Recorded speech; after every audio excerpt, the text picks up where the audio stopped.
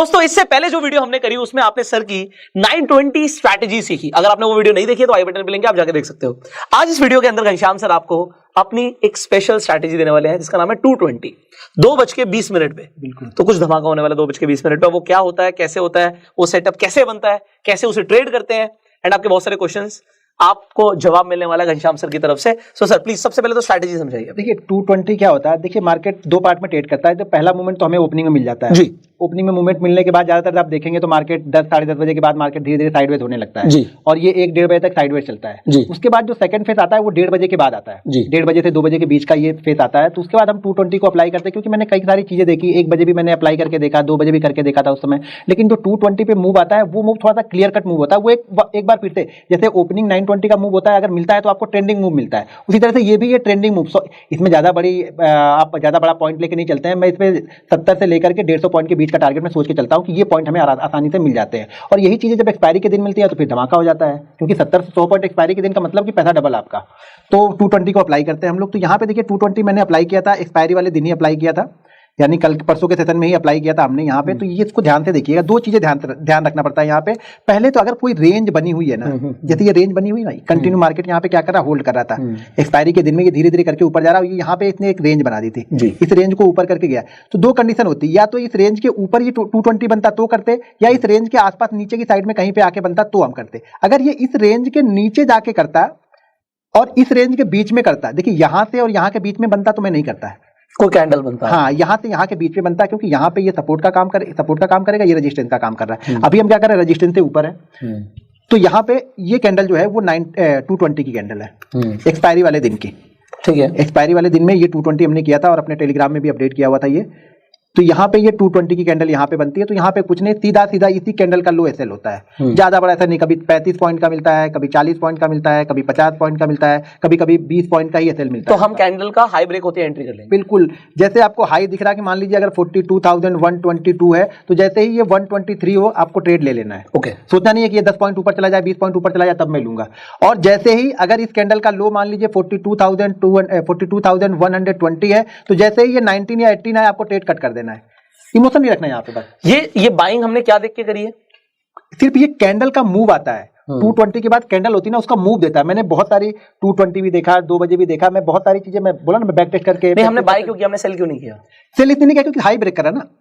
अब इस कैंडल का अगर वो लो ब्रेक करता तो मैं पुट खरीदता ना, तो सेल करता मैं वहां। हाँ, तो दो कंडीशन, इस कैंडल का हाई ब्रेक करे तो बाइंग करना है, और इस कैंडल का लो ब्रेक करे तो हमें सेल करना है। राइट, तो बस उसी कैंडल को देख रहा हूं, बस उसी कैंडल को देखा। इसकी एक्यूरेसी कितने % जा रही है सर आपकी? इसकी एक्यूरेसी आपको मिलेगी 70 से लेकर के 85% की। बहुत है, कंटिन्यू करेंगे इसको। अब दूसरी चीज, एक्यूरेसी का मतलब देखिए, एक्यूरेसी का मतलब ये भी होता है, अगर मान लीजिए कि ये हर दिन के लिए है, ये एक्सपायरी के लिए है? नहीं, ये एवरीडे के लिए, एवरीडे के लिए। बस कुछ कंडीशन है, वो कंडीशन को फुलफिल करेगा। वो कंडीशंस बताइए। हाँ, वो कंडीशन बताता, पहले एक बताता हूँ। ये 70%, 85% इसका मैं वो बताता हूँ। देखिए क्या होगा ना, कि अगर मान लीजिए हमने एक ट्रेड लिया, ठीक है, उस ट्रेड का एसएल 20% है और इस ट्रेड ने 150% का रिटर्न दे दिया, मतलब 150 पॉइंट ऊपर गया। लेकिन इसके बाद के 6 ट्रेड अगर 20-20 पॉइंट के एसएल लेते हैं, तो आप क्या बोलेंगे, कितने % ये स्टडी चल रही है? इसका सक्सेस रेट क्या है? क्योंकि 6 एसएल होने के बाद में भी आपके कितने पॉइंट गए? अभी सिर्फ 120 पॉइंट गए ना। राइट, तो मेरा कहने का मतलब ये है, सक्सेस रेट का मतलब मेरे से ये है कि आपका जो एंट्री है और जो एसएल के बीच का डिफरेंस है ना, वो बहुत कम यहाँ पे होता है, जबकि मूवमेंट आपको बहुत अच्छा मिलता है। राइट, और यहाँ पे मैं तभी निकलता हूं जब ये पिछली कैंडल का लो, यानी कोई ग्रीन कैंडल बनी है, इस ग्रीन कैंडल का लो ब्रेक करेगा तब। इस रेड कैंडल पे मैं नहीं निकलूंगा इसमें। ओके, क्योंकि हमारे पास टाइम कम है। अब ये थोड़ी देर क्या होगा, मार्केट ट्रेंड दे देगा। ये हमेशा मार्केट करता है। मार्केट की कंडीशन 2 बजे के बाद एक ट्रेंडिंग मूव से मार्केट में आएगा। तो यहाँ पे मैं क्या करूंगा, इसको कॉल बाइंग करूंगा। यहाँ पे जो भी कॉल होगी एट द, एक चीज ध्यान रखना, हमेशा एट द मनी लेना, क्योंकि हमारे पास टाइम नहीं है यहाँ पे। तो बहुत सारे लोग गलती यहाँ पे क्या करेंगे, 41,400 चल रहा है तो यहाँ पे ले लेंगे 41,700 का, तो ये मूवमेंट नहीं मिलेगा। 41,600 का ये मूवमेंट नहीं मिलेगा, आपको 41,400 वाला ही लेना है, एट द मनी ही लेना है। या इन द मनी ले लो। हाँ, इन द मनी, वही 400 वाला इन द मनी हो गया।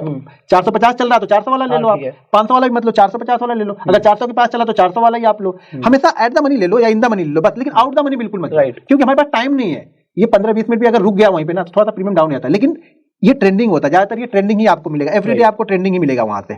और एसएल लेगा तो 20 से 30 पॉइंट से ज्यादा एसएल नहीं लेगा। यहाँ पे कंडीशन, यहाँ पे सिर्फ एक चीज ध्यान रखनी है कि अगर ये किसी रेंज में बन रहा हो, जैसे ये रेंज है ना, अगर इसी किसी रेंज के अंदर में ही बन रहा, अगर मान लीजिए ये कैंडल हमें सेल साइड में जानी होती, ये लो को ब्रेक करता तो मैं यहाँ पे ट्रेड नहीं लेता। क्यों नहीं लेता? क्योंकि ये रेंज थी, नीचे ये सपोर्ट बन रहा था ना, तो 10 पॉइंट बाद ये सपोर्ट है, मैं 10 पॉइंट के लिए रिस्क लूंगा, तो यहाँ पे ट्रेड नहीं लूंगा। हमेशा इसके लिए ओपन जगह चाहिए होगी। मैं पीछे चार्ट कुछ दिखाता हूँ, उससे समझ में आएगा आपको।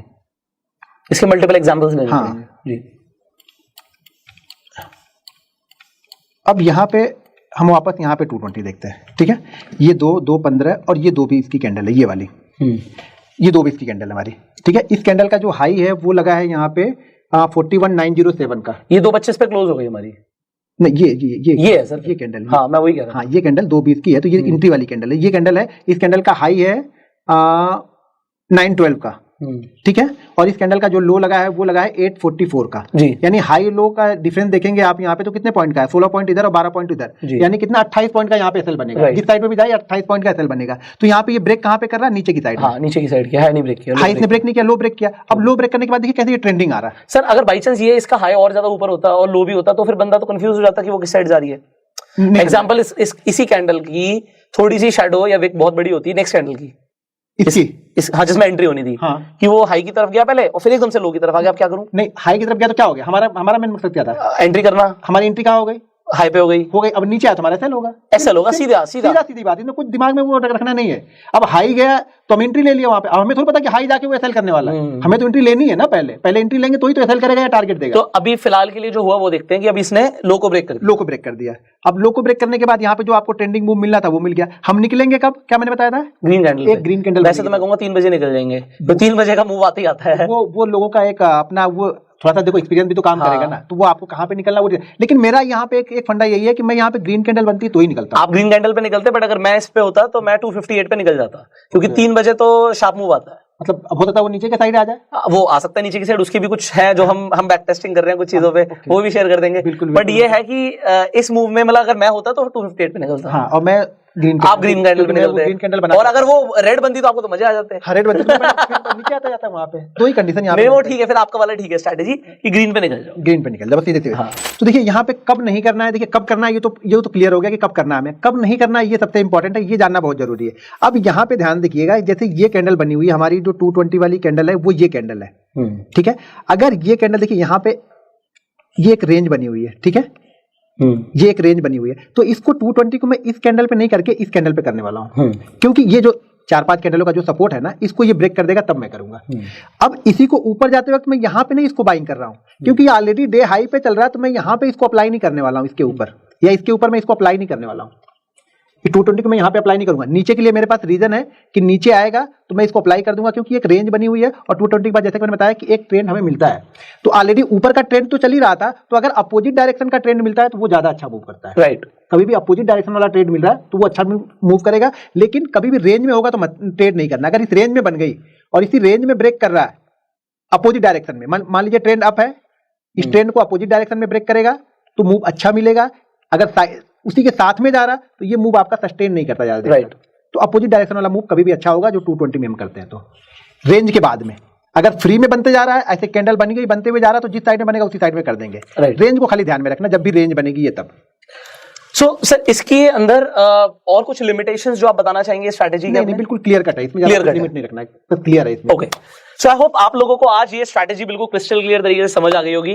एंड जैसे मैं बोलता हूं कि आपको जो वैल्यू मिल रही है ना, इसे प्लीज शेयर कीजिए, जिससे वैल्यूएबल इन्फॉर्मेशन, देखो हमारा मोटिव है आप लोगों के साथ जो इन्फॉर्मेशन नॉलेजेबल है, जो आपके काम की है, जिस पे आप एक्शंस ले सकते हो, वो शेयर करना।